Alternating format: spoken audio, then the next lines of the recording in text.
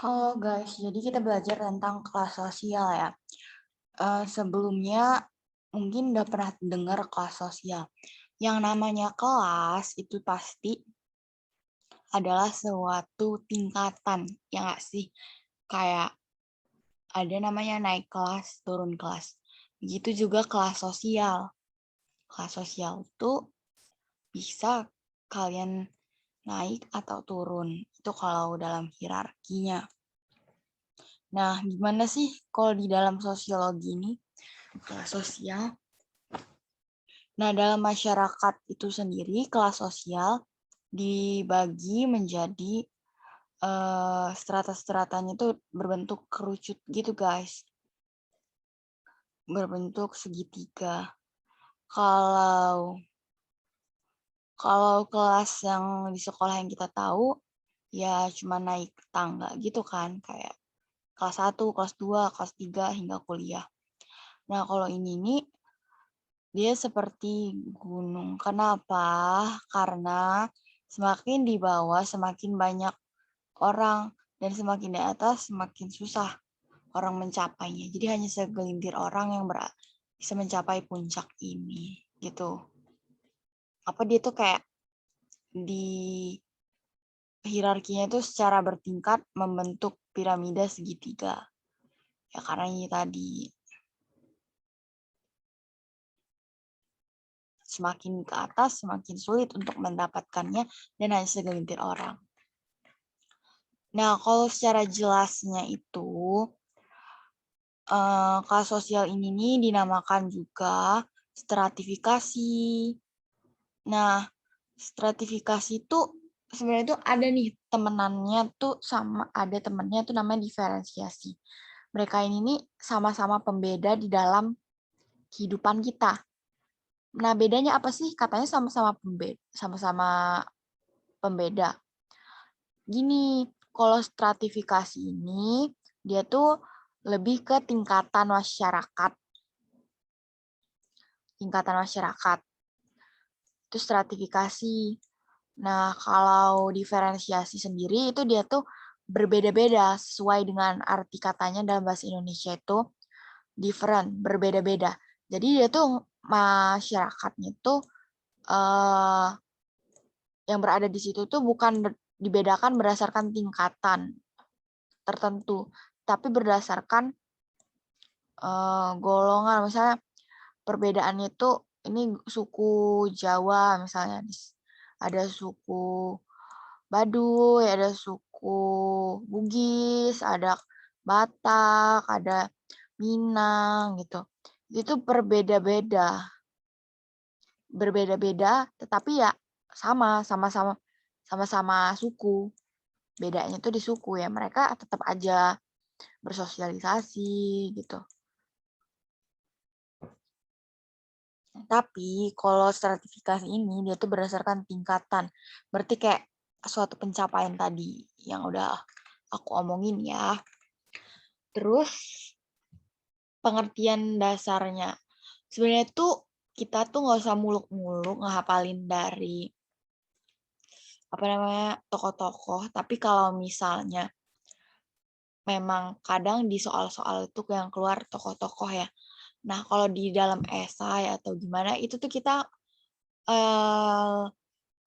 main logika aja. Tadi kan stratifikasi itu adalah termasuk dalam pembeda, kawannya diferensiasi. Nah, terus tadi stratifikasi selain dia pembeda, dia itu bertingkat kan? Pembeda bertingkat. Nah, kalau dia bertingkat, berarti ada struktur atau bentuk. Struktur. Tadi bertingkat kayak tangga, ada yang kayak piramida. Berarti dia berstruktur. Nah, dari kata-kata ini, itu langsung aja kita artiin. Jadi, stratifikasi sosial merupakan pembeda di masyarakat yang membeda-bedakan secara bertingkat sehingga terbentuk struktur. Tuh. Nah, strukturnya ini kenapa? Biasanya karena adanya kekayaan, perbedaan kehormatan itu. Jadi tinggal dilogikain aja. Kayak sertifikasi itu apa sih? Oh, sertifikasi itu termasuk pembeda. Dia itu pembedanya gimana? Oh, dia itu pembedanya itu berdasarkan tingkatan. Tingkatan itu bakal ngebentuk struktur gitu, yang mana itu tuh ada karena kekayaan. Jadi kita sambungin aja. Stratifikasi adalah pembeda di dalam kehidupan masyarakat yang mengelompokkan berdasarkan tingkatan dan membentuk struktur atas kekuasaan, kekayaan, dan kehormatan gitu. Jadi kayak main logika aja.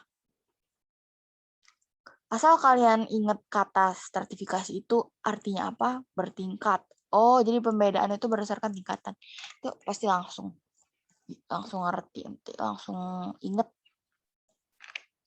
Nah, kalau misalnya tadi itu kan stratifikasi itu pengertiannya. Nah, sekarang ini diukur berdasarkan apa? Tadi aku udah nyinggung ya, udah ngomong dikit kalau bisa dari ukuran kekayaan sama kehormatan atau kekuasaan. Bener tuh. Nah, selain itu, dia itu juga dari ilmu pengetahuan. Ilmu pengetahuan. Ada ukuran kehormatan. Kenapa ilmu pengetahuan juga? Kenapa? Karena dalam memperoleh ilmu pengetahuan itu nggak mudah kan, butuh perjuangan. Seperti halnya kita memperoleh kehormatan. Kehormatan tuh naik jabatan dulu dari karyawan, naik pelan-pelan. Nah, kalau kekayaan juga kan kita butuh usaha, kayak kerja, dan hanya orang-orang yang beruntung ataupun dia memiliki usaha lebih dan strategi yang bisa jadi kaya gitu, yang bisa menggapai hal itu. Nah, gitu kenapa ilmu pengetahuan ini termasuk, karena memang membutuhkan perjuangan dan tidak semua orang dapat melakukannya, dapat menggapainya gitu. Karena nggak semua orang, ini misal semua orang nih dari sini semua orang tuh nggak bisa menggapainya, jadi bertingkat itulah. Semakin banyak ilmumu, maka semakin tinggi gitu, banyak orang yang hormati gitu. Makanya kalau misalnya ilmu pengetahuan itu, kalau sekarang ini ada dari gelar ya, bisa diketahuin lamanya orang belajar gitu-gitu, penghargaan itu dari gelar. Atau bisa juga dari pencapaian ilmu pengetahuan itu. Misalnya dia nggak pernah, dia cuman sekolahnya sampai SMA doang, dia nggak kuliah, jadi dia nggak ada gelar insinyur, sarjana, dokter, bukan. Tapi dia misalnya namanya si Bambang. Si Bambang ini nih punya usaha, dia usaha ternak lele, udah bertahun-tahun sukses, nge-ekspor sampai di desanya itu dia ngebuka lapangan pekerjaan, jadi nggak ada yang pengangguran, sejahtera. Nah, si Bambang ini nih termasuk orang yang berilmu pengetahuan, terutama di dalam hal bisnis dan ikan, ternak lele. Itu. Jadi ilmu pengetahuan tuh nggak sebatas gelar. Pengalaman itu bisa menjadi tolak ukur. Terus itu tadi apa yang menjadi ukuran ya. Kita udah bahas pengertian, bahas ukuran, sekarang unsurnya. Jadi unsur-unsur stratifikasi sosial itu ada berapa nih? Ada 2.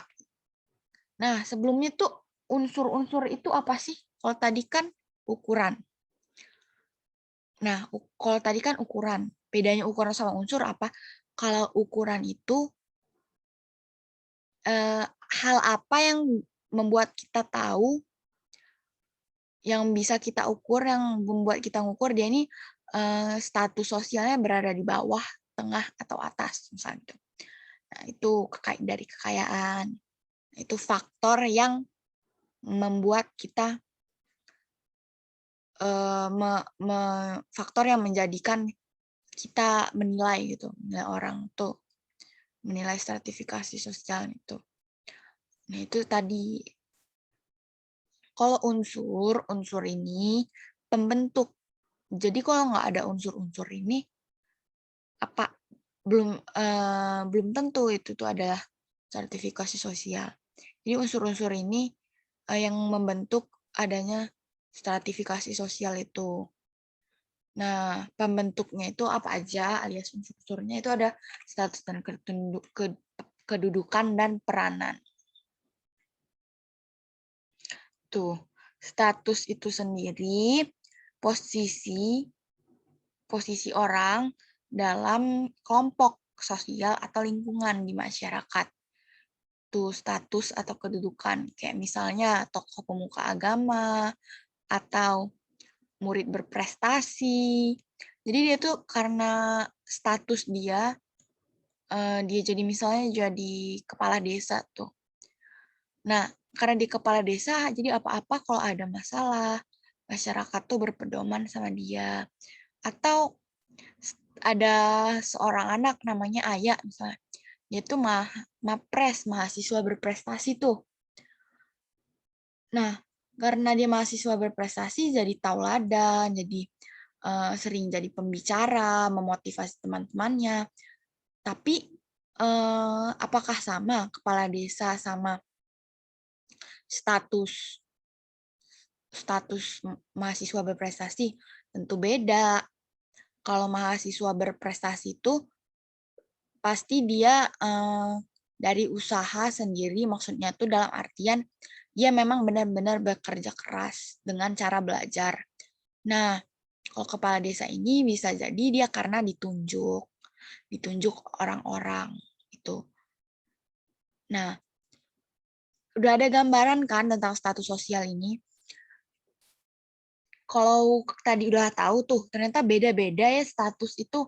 Ada yang status karena bekerja keras, ada yang status karena ditunjuk sama orang lain. Nah, ini dia beda-bedanya tuh ada ascribed status, achieve status, dan assignment status. Kalau ascribed ini, dia tuh diperoleh melalui kelahiran. Contohnya sultan. Anaknya raja tuh misalnya raja Mesir gitu-gitu. Atau misalnya anak presiden. Misalnya. Pasti orang-orang langsung manggil dia kayak anak presiden, status dia tuh anak presiden gitu. Nah, nanti dari lahir ya memang begitu. Maksudnya bawaan dari darah. Tidak bisa jika ayahnya Doni yang misalnya ayahnya Doni yang jadi presiden. Nah, tapi yang mau dipanggil anak presiden itu si Bambang ya nggak bisa karena yang punya bapak tuh ya Doni. Jadi yang dipanggil anak presiden, wah Doni anak presiden ya, yaitu Doni. Nggak bisa Bambang anak presiden karena yang jadi presiden bapaknya Doni. Gitu, karena dia darah dari lahir misalnya.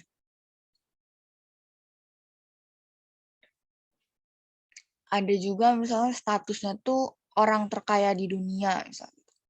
Kan otomatis ngarisin ke anaknya atau bagaimana.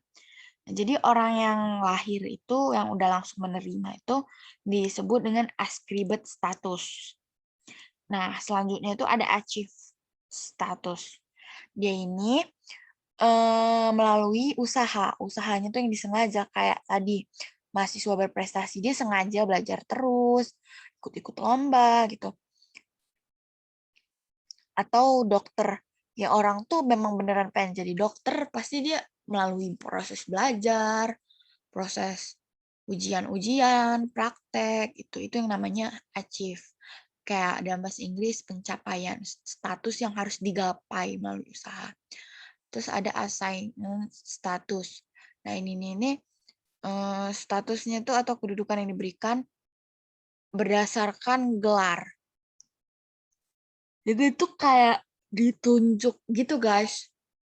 Misalnya kepala desa tadi tuh dia tuh sebelum jadi kepala desa emang udah suka berkontribusi dengan cara ikut kegiatan-kegiatan di desa, mulai dari aktif memimpin pembangunan irigasi desa.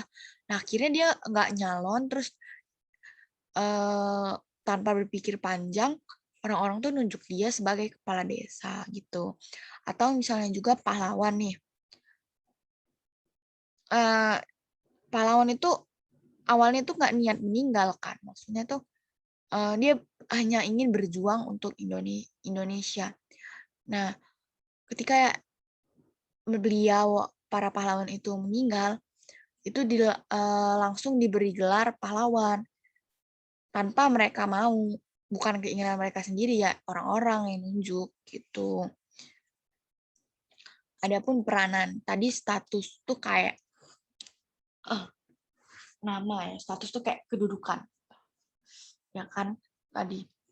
Sekarang peranan atau role tuh kayak kamu tuh fungsi atau perilaku di masyarakat tuh apa? Guna enggak? Berguna tidak? Atau kamu tuh mengganggu atau tidak? Kamu berperan sebagai apa sih? Berfungsi sebagai apa di dalam masyarakat? Itu peranan. Nah, karena peranan ini berhubungan dengan kita tuh sebagai apa di masyarakat. Jadi dia tuh meliputi norma-norma yang ada di masyarakat gitu. Otomatis karena peran tersebut kita harus mengikuti peraturan yang ada di masyarakat serta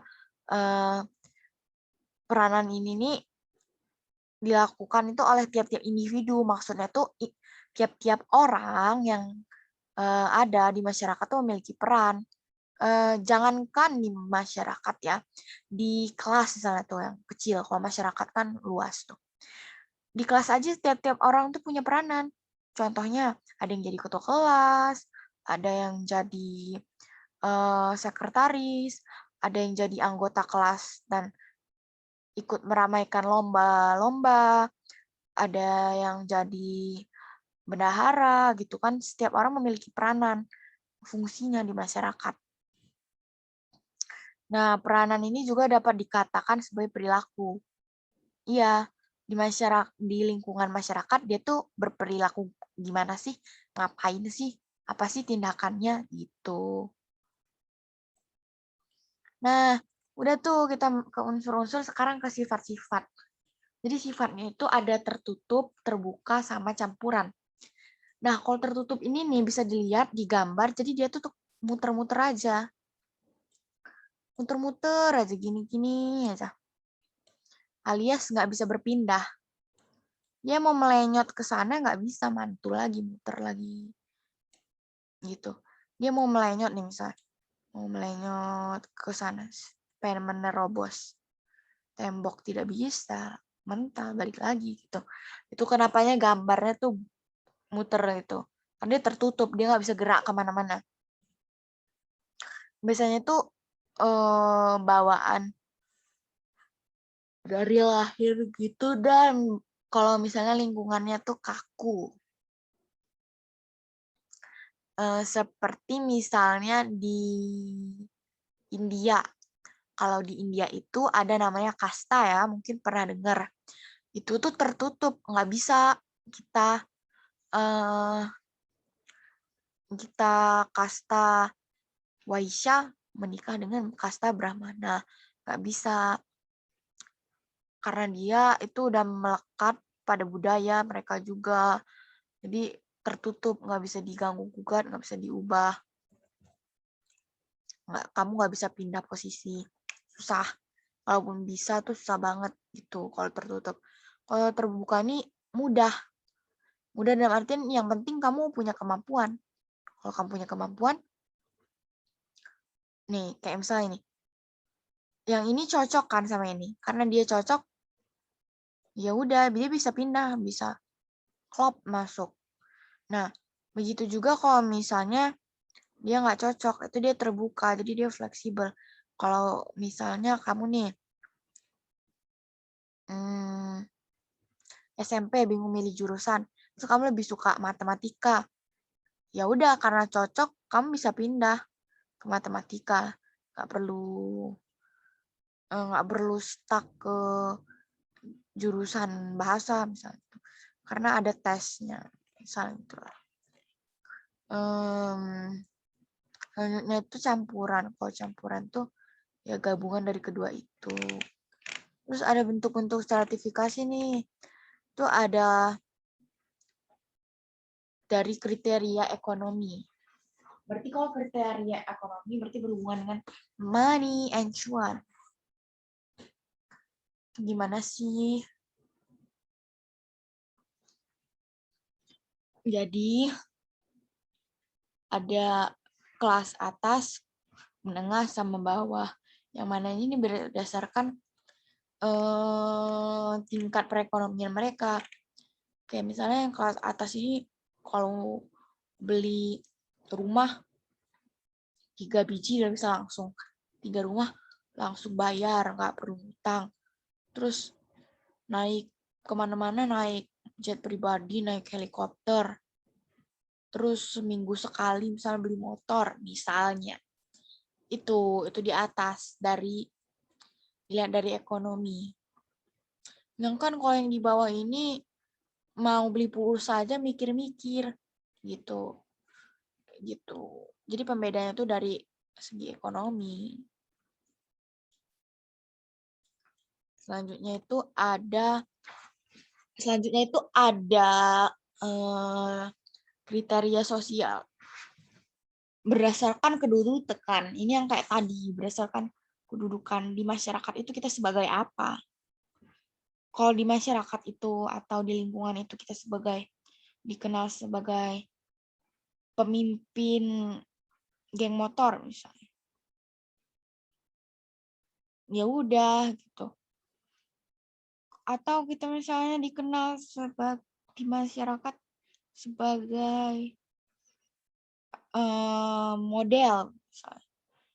Ya udah kamu jadi model, kamu stratifikasi ke sosial kamu berarti kamu punya peran yang bermanfaat, kamu ada di tengah atau di atas gitu. Habis itu ada yang kriteria politik. Kriteria politik itu berdasarkan kekuasaan wilayah, baik dari wilayah atau pengaruh. Nah, kekuasaan sendiri itu ada 3. Ada tipe kasta,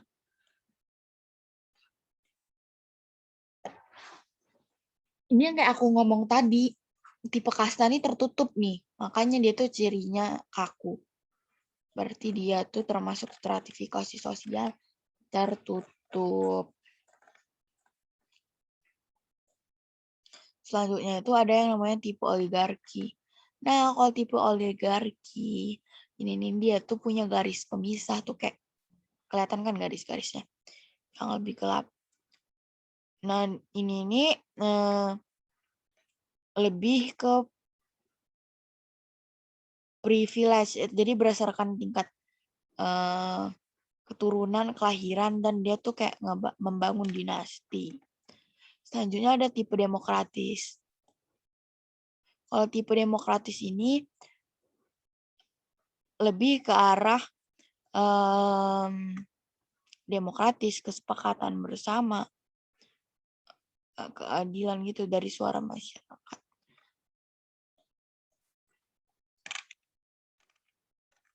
Sekian deh. Yuk kita coba, misalnya nih ada tugas nih. Kita coba ya. Alat dan bahan.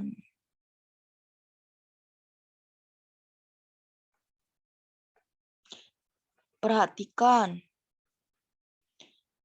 Nah, perhatikan ini terus kita disuruh menjawab soal ini. Maknanya apa? Ya, maknanya kita lihat ada gedung, ada daerah yang kurang terawat. Nah, ini tandanya ada perbedaan yang mencengangkan kan, kayak jauh banget. Itu namanya ketimpangan. Ada materi lagi sih ini, ketimpangan sosial. Kenapa bisa ada nggak seimbang gitu. Itu tadi karena adanya lapisan sosial yang dia tuh nggak rata. Gitu. Bisa lah ya. Terima kasih. Selamat belajar. Semangat ya.